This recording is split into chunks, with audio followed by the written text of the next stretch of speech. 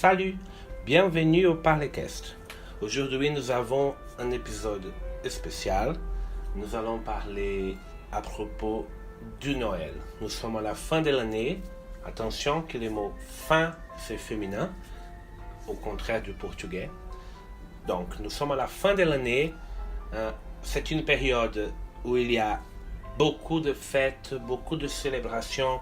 Il y a le Thanksgiving, c'est très commun aux États-Unis, par exemple. Il y a le Noël, qui en portugais nous parlons Natal.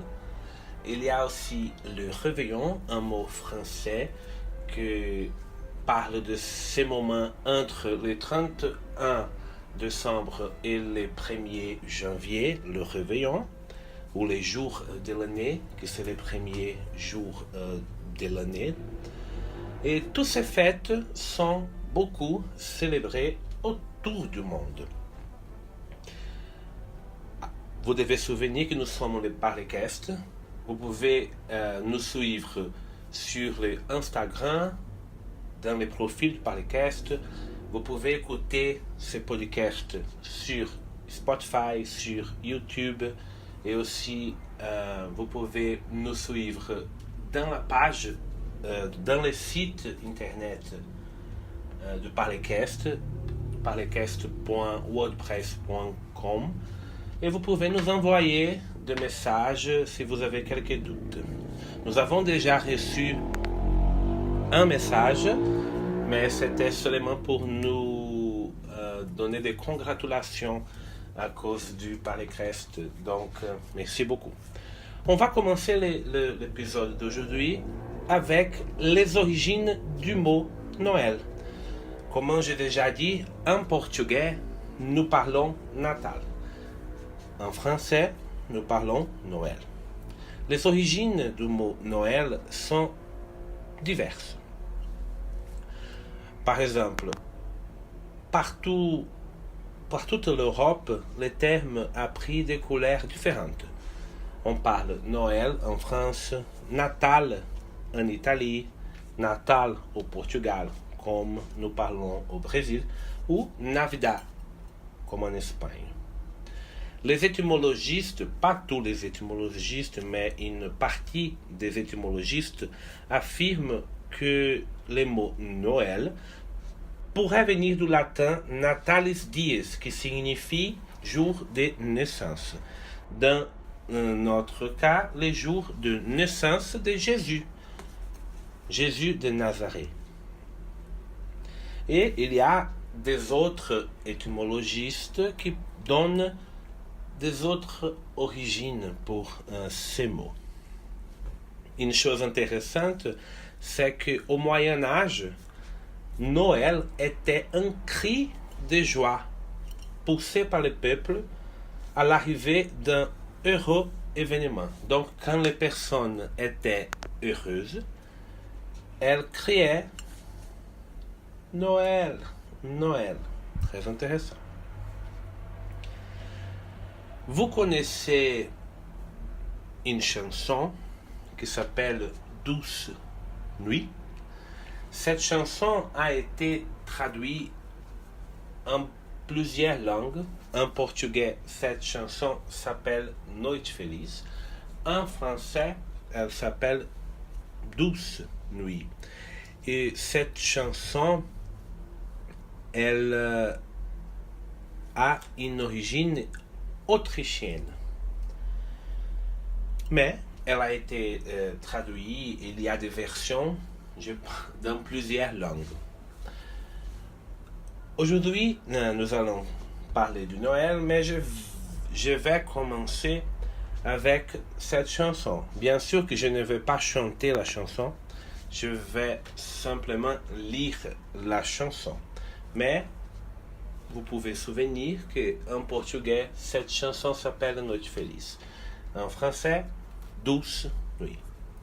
Et vous allez trouver les paroles de la chanson sur tous nos profils sur Internet. Donc, on y va. Douce nuit, douce nuit, sainte nuit, dans les cieux l'astre Louis. Les mystères annoncés s'accomplissent. Cet enfant sur la paille endormi, c'est l'amour infini. Saint enfant, doux agneau, qu'il est grand, qu'il est beau. Entendez résonner les pipeaux, des bergers conduisant leurs troupeaux vers son humble berceau. Donc, si vous écoutez la chanson, vous allez vous souvenir des mots, mais la version brésilienne, c'est pas très proche de l'original en français, par exemple. L'original, c'est pas française, c'est autrichienne, mais comment j'ai lu en français, je vais faire les rapports avec cette chanson française. Et la traduction ou la version en portugais, elle n'est pas très proche. Les mots, c'est pas une traduction, c'est une version. Donc ça change. Mais vous connaissez bien. Douce nuit, sainte nuit. C'est ça que nous avons en portugais. Noite feliz, noite feliz. Mais c'est différent. Donc on y va à l'analyse de la chanson. Ça commence par douce nuit, sainte nuit. Nuit, c'est un mot féminin. Donc, douce, c'est au féminin. Le masculin de douce est doux. Et sainte nuit. Le masculin de sainte, c'est saint. Par exemple, quand on parle de saint, c'est le masculin. Et le féminin, sainte. Dans les cieux, l'astre lui. Dans le ciel, c'est facile. Le ciel, c'est cette chose que nous avons. Le ciel, c'est cette chose que nous avons sur nos têtes. Et l'astre, c'est par exemple une étoile, c'est un astre. Les planètes sont des astres. Et lui, c'est un synonyme de briller. Quelque chose qui brille. L'astre brille. Les mystères annoncés s'accomplissent. Ça, c'est la côté religieuse. Les mystères de la naissance d'un bébé s'accomplissent, s'arrivent. Cet enfant sur la paille endormi. L'enfant, bien, mais on utilise un mot pour désigner l'enfant que c'est cet enfant. C'est pas quelque enfant, c'est un enfant que nous connaissons bien, que nous attendons, que c'est Jésus. Donc cet enfant spécifique, il est sur la paille. Paille, c'est très proche du portugais, oui. Sur la paille, endormi, qu'il dort, bien, il s'endort. C'est l'amour infini, un amour qui n'a pas de la fin. Saint enfant, doux agneau. Regardez que au début de la chanson, les mots douce et sainte, elles sont au féminin. Maintenant, ces mêmes mots sont au masculin. Saint enfant, parce qu'enfant c'est masculin. Doux agneau, masculin aussi.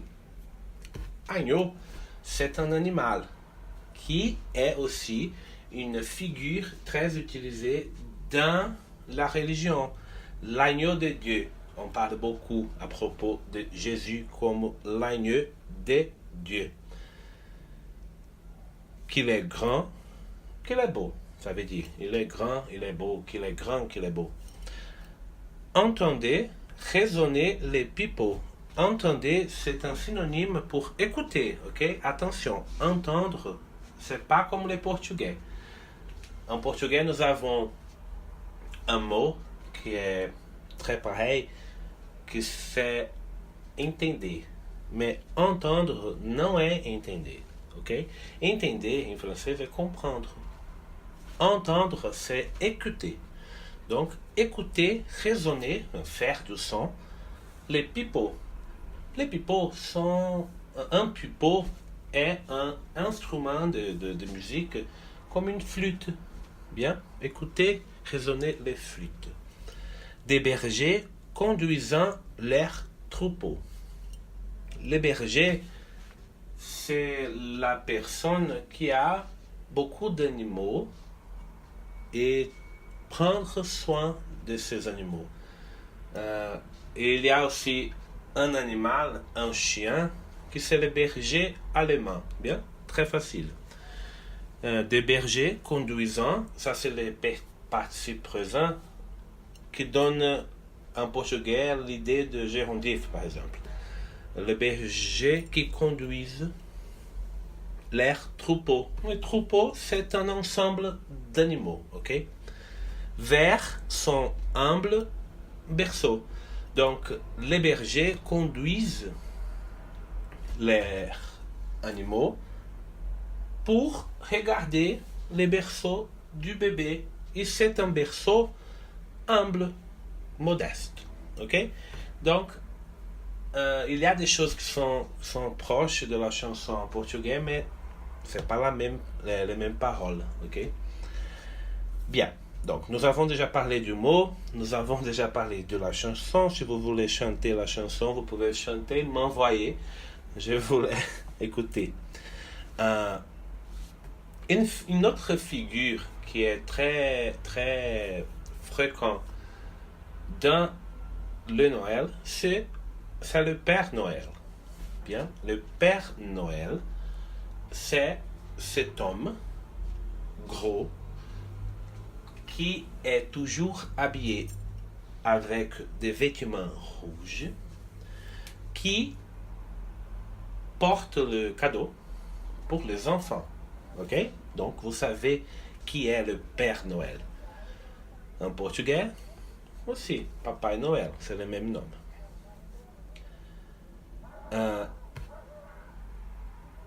L'origine de Père Noël, elle est un peu compliquée.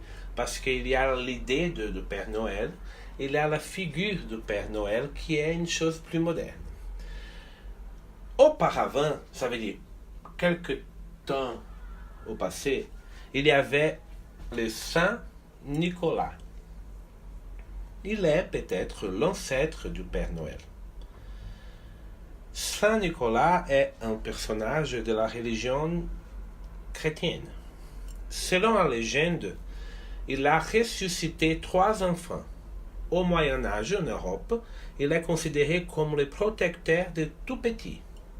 Il est représenté comme un vieux monsieur à la longue barbe blanche. Ah oui, c'est une autre caractéristique du Père Noël.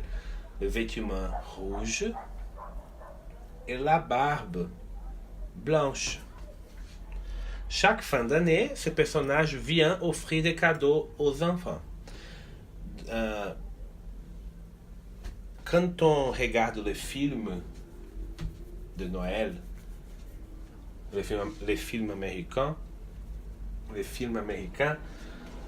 il y a cet homme, Saint Nicolas, qui a ce rapport avec le Père Noël. Mais au XIXe siècle, la fête de Saint Nicolas est célébrée partout en Europe et en Amérique. Mais le personnage se transforme peu à peu.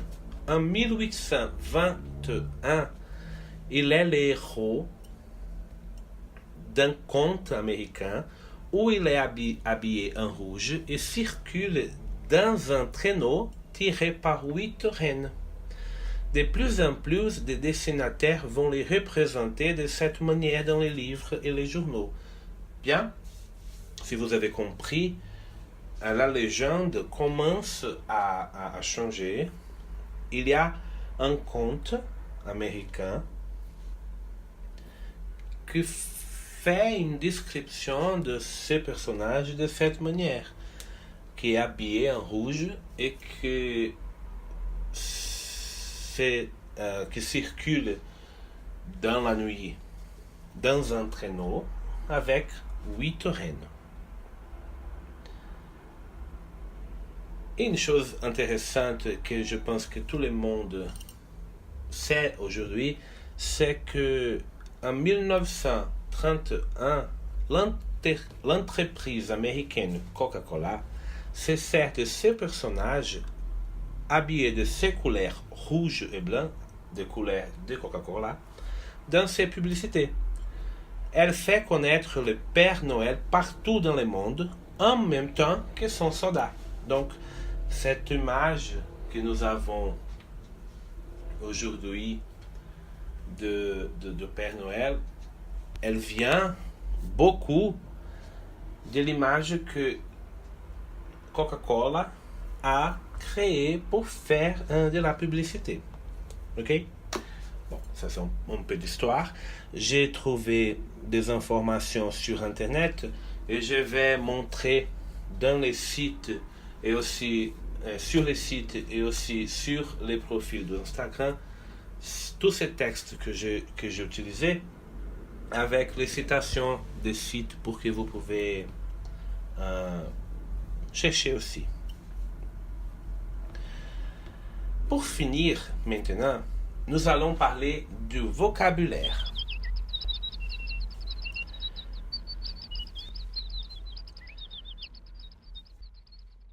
Pendant les fêtes de la fin de l'année, les familles, les maisons, les personnes aiment faire la décoration, faire les décors des maisons avec des choses qui font référence au Noël. Une chose très fréquente, c'est le sapin de Noël. Vous savez qu'est-ce que c'est un sapin de Noël? Le sapin de Noël, c'est un arbre. L'arbre de Noël que nous avons ici au Brésil. Ici au Brésil, nous utilisons les arbres de plastique. Oui, c'est pas un arbre réel. C'est une chose que nous achetons dans les magasins. Mais cet arbre s'appelle sapin de Noël. C'est pas arbre de Noël. On appelle sapin de Noël. Une autre chose que nous utilisons, c'est la couronne de Noël que nous mettons dans les portes de notre maison pour montrer que le Noël est proche, la couronne de Noël.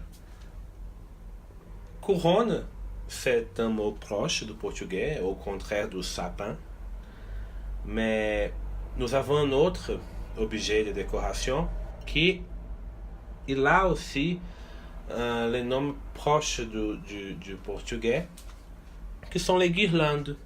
Il y a la guirlande de Noël et il y a des autres types de guirlandes décoratives. On utilise les guirlandes aussi dans les carnavals ici au Brésil. Il y a aussi l'étoile de Noël, que c'est l'étoile qu'on va mettre au sommet du sapin de Noël, et qui c'est une figure aussi très fréquente. Les bougies de Noël.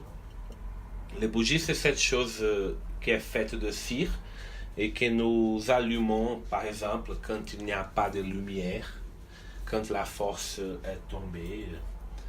La bougie, c'est cette chose que nous allumons pour faire des orations à une personne ou pour la décoration aussi. Okay? Les cloches, c'est cette chose qui fait du bruit dans les églises. Bien, au sommet d'une tour de l'église, il y a les cloches. Vous connaissez Quasimodo dans les dessins animés de Walt Disney. Il était toujours proche des cloches de l'église de Notre-Dame. J'ai parlé de la guirlande de Noël et de la guirlande décorative. Il y a aussi les guirlandes lumineuses. Quand j'étais petit, toutes les maisons avaient des guirlandes lumineuses sur les fenêtres. Aujourd'hui, ça, ici au Brésil, ça a changé un peu. Il n'y a pas trop de guirlandes dans la rue, mais elles existent encore. la chaussette de Noël. Ici au Brésil, je ne sais pas si les personnes utilisent beaucoup la chaussette de Noël, mais aux États-Unis, quand on regarde les films, il y en a beaucoup de chaussettes de Noël, qui c'est la chaussette où le Père Noël va mettre les cadeaux. Mais ça dépend du cadeau. Ici au Brésil, nous avons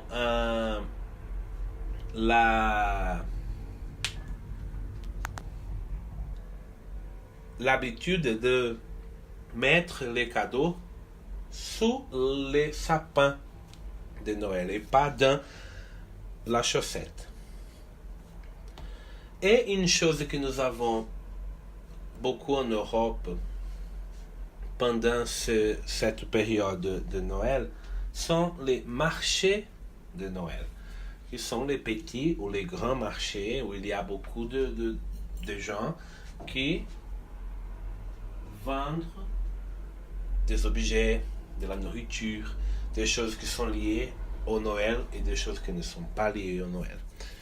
Par exemple, en France, à Paris, il y avait les marchés de Noël dans l'avenue de Champs-Élysées. Aujourd'hui, ça n'existe plus. Les marchés de Noël sont ils sont dans plusieurs